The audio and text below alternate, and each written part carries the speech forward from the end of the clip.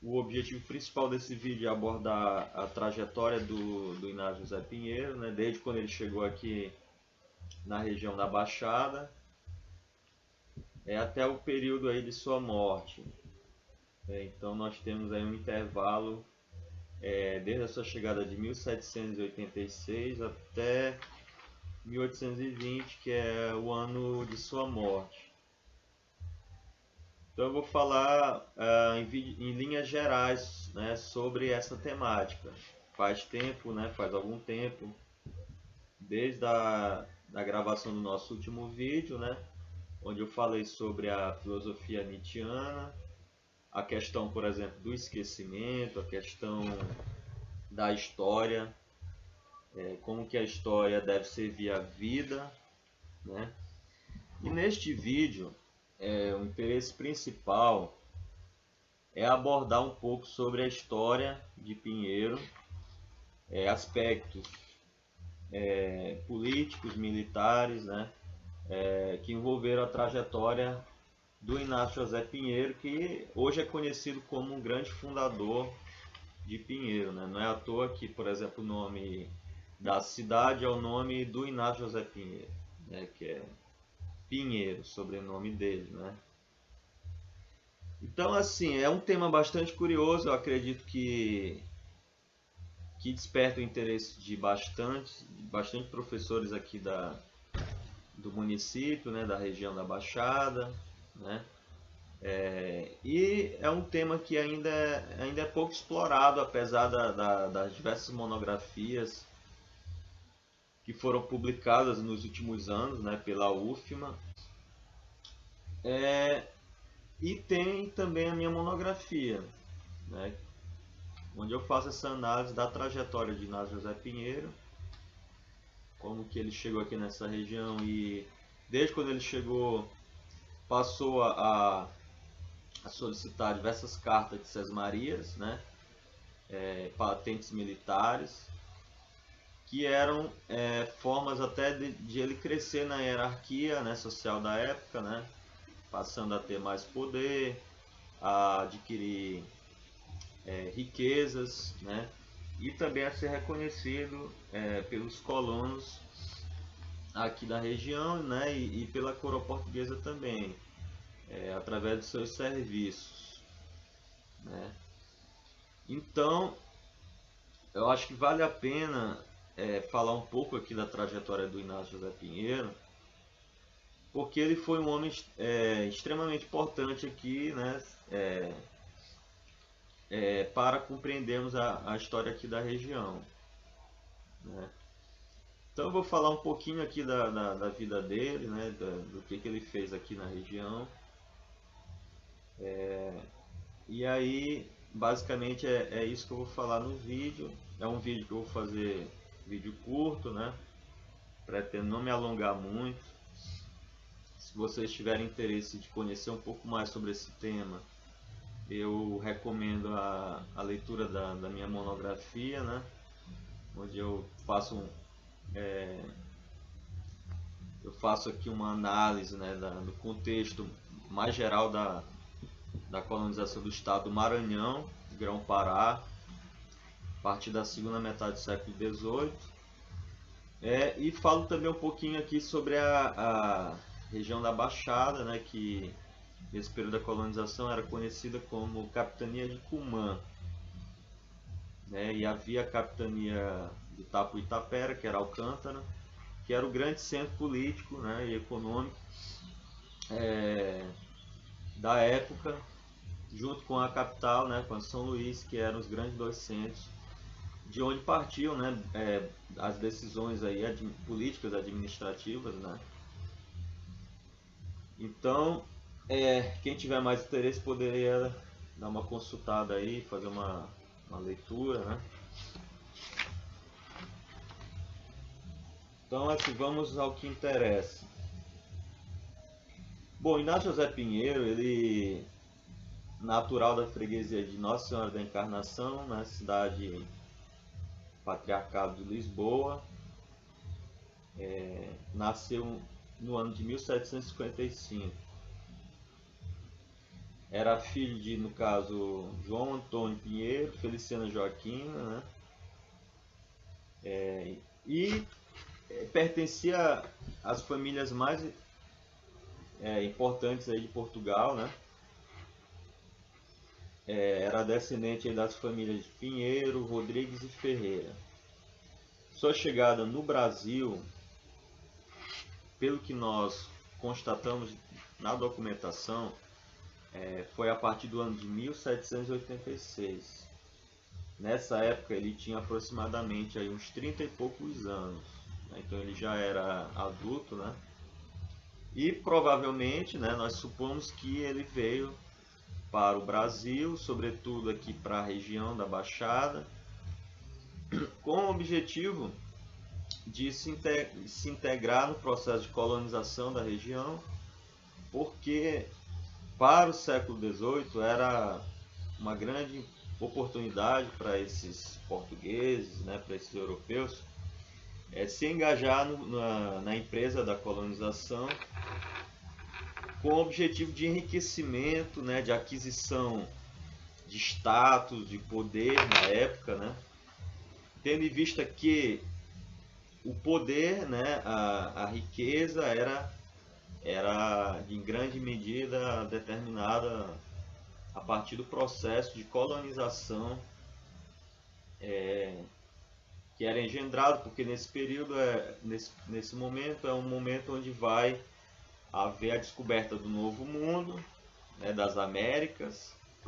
Então, os países da Europa vê uma grande oportunidade de estender os seus domínios, as suas riquezas para as suas colônias. Então, quem se engajasse nesse empreendimento, certamente seria muito bem recompensado, né, pela coroa portuguesa.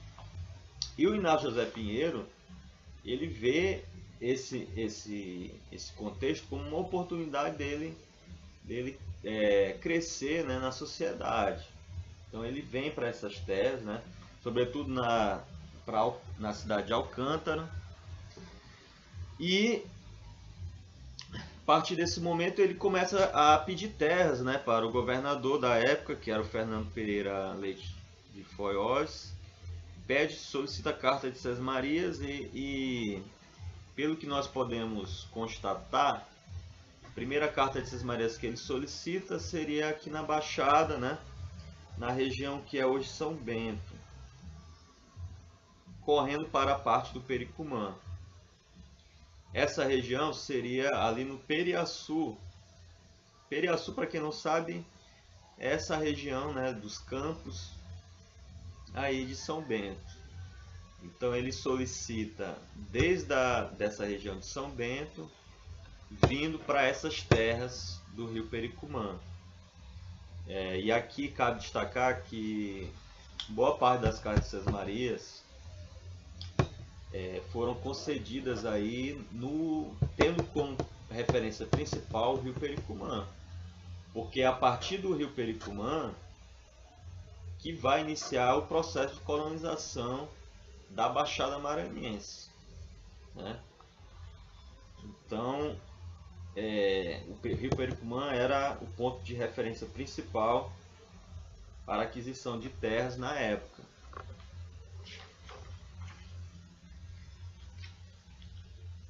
Então, Inácio José Pinheiro, ele era viúvo, né, quando ele chegou aqui no Brasil, em Alcântara, e logo ele se casa com Isabel de Barros, uma maranhense. Então ele vê aí porque na época também o casamento ele era uma forma de ascensão social, né? Por exemplo, havia os casamentos, eram ainda naquele modelo arranjado, né? E tinha como objetivo principal unir famílias importantes da época. E o Inácio José Pinheiro vê na Isabel de Barros uma forma de ele ganhar, né, status. Ela certamente era uma mulher que tinha propriedades, né, que ela estava bem inserida na sociedade na época, tanto que ela era da família dos Furtado de Mendonça. Para quem não sabe, a família Furtado de Mendonça tinha ascendência de Sebastião José de Carvalho e Melo, que foi o grande Marquês de Pombal. Então ela tinha aí um parentesco, né, dessa mesma linhagem aí da família do Marquês de Pombal, que foi um dos grandes homens aí dessa segunda metade do século XVIII, né, que foi responsável, inclusive até hoje ele é muito estudado pela historiografia como um dos grandes homens aí do século XVIII, da segunda metade, responsável pelo desenvolvimento da colônia, né?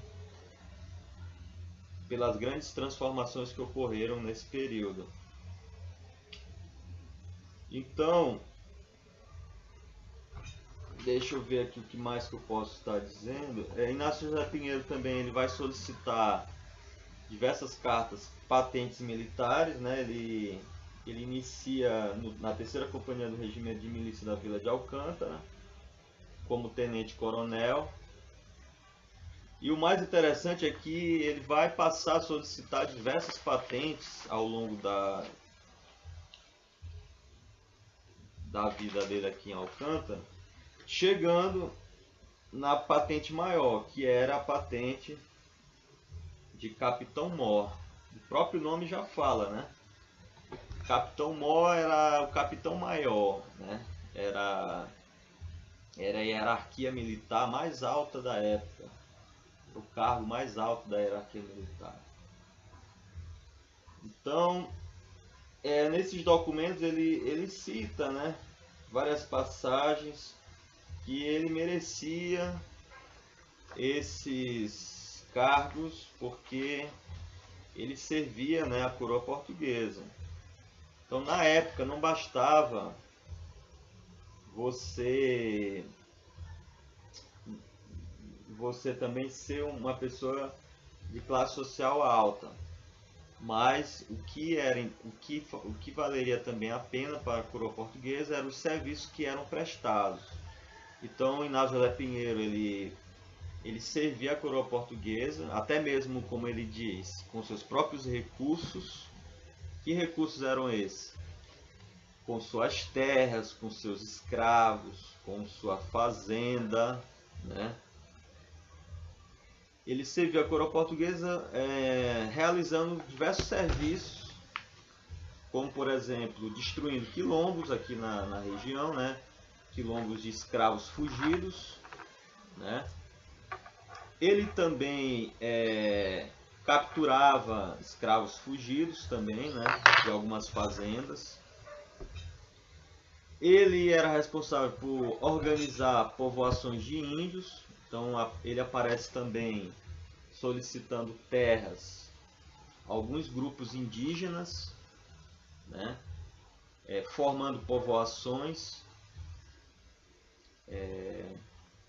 Então ele passa a realizar diversos serviços que eram do interesse da coroa portuguesa, porque vale ressaltar que a coroa portuguesa estava interessada,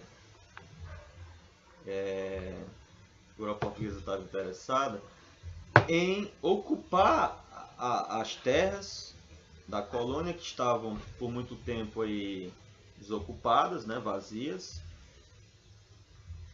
e garantir a defesa dessa terra. Inclusive o Inácio José Pinheiro ele aparece na documentação alegando que ele tinha participado de expedições defendendo as terras aqui contra franceses. Porque nós sabemos que durante o século XVII houveram diversas tentativas de invasões francesas em São Luís, inclusive no período de 1612 a 1615, os franceses passaram a ocupar São Luís aí durante esses 3 anos, fundando o que alguns historiadores chamam de França Equinocial, né? Então, essas invasões continuaram, né, durante algum tempo, inclusive no século XVIII também, na época que o Inácio José Pinheiro viveu. Apesar de menos frequentes, porque na época os portugueses já estavam por aqui, então a defesa se tornou muito mais efetiva do que em outros momentos. Então, mas o Inácio José Pinheiro ele utiliza, né, essa justificativa para, inclusive, adquirir, né, conseguir seus objetivos frente à coroa portuguesa.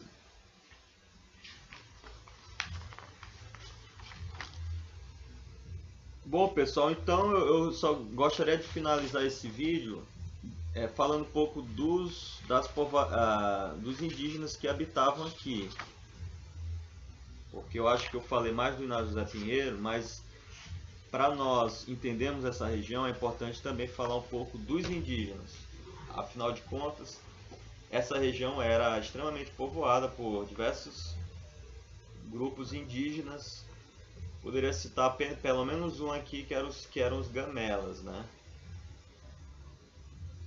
Então, por exemplo, quando o Inácio José Pinheiro chega aqui, alguns historiadores, como o próprio Jerônimo de Viveiro, fala que ele vinha, né, a cavalos, né? Alguns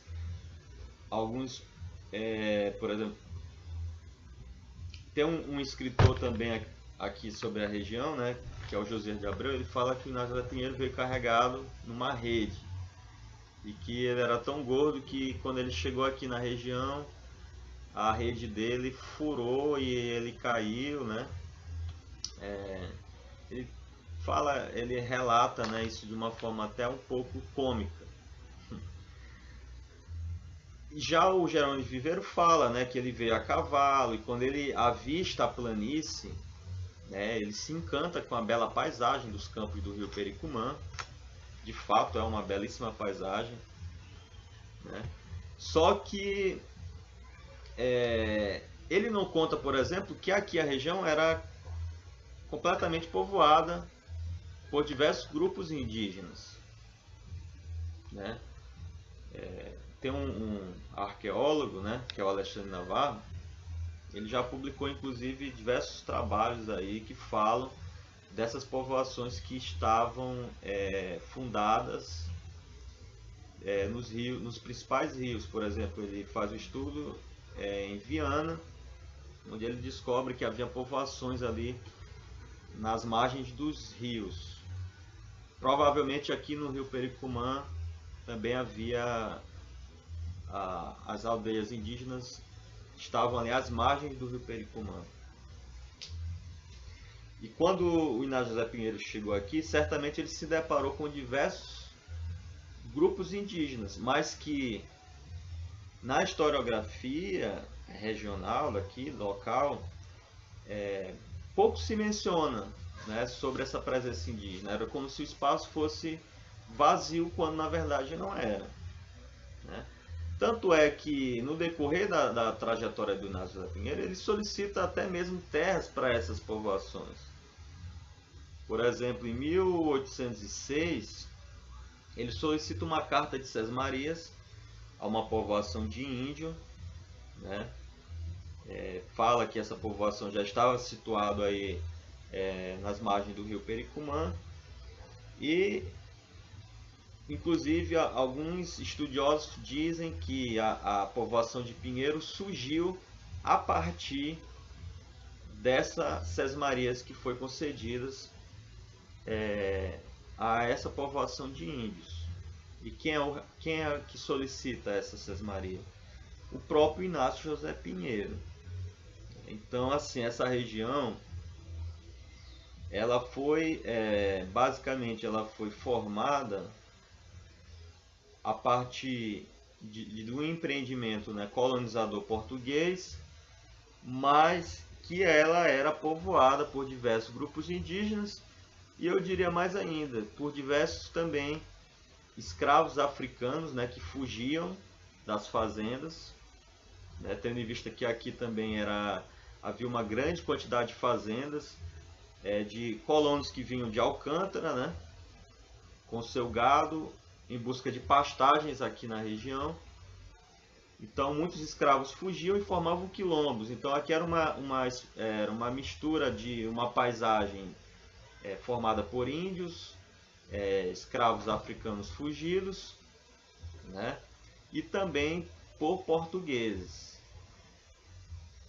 vindos de Alcântara e de São Luís. Então Pinheiro vai se desenvolver a partir dessas três diferentes cenários, né? Desses três diferentes cenários que ao mesmo tempo se integravam durante esse período aí que nós conhecemos como período colonial. Pessoal, então essa era a pequena apresentação que eu queria fazer. Digo que nós podemos continuar conversando, né? Caso alguém tenha interesse em conhecer um pouco mais sobre essa história, eu posso estar deixando aqui meu contato, meu e-mail, também posso deixar algum link, caso alguém tenha interesse em conhecer um pouco mais sobre esse tema, minha monografia. Então a gente pode ir conversando. Para mim é uma imensa satisfação falar um pouco sobre essas temáticas de pesquisa, não? Algo que eu já venho estudando durante algum tempo. E eu sei que, devido também à escassez de estudos sobre a região, o que não significa também que muitas pessoas não tenham interesse em conhecer e que não venham também já procurando algum tempo já alguma informação, algum conhecimento sobre a história da cidade e da região da Baixada. Então eu me coloco aqui à disposição de vocês para quem quiser conhecer um pouco mais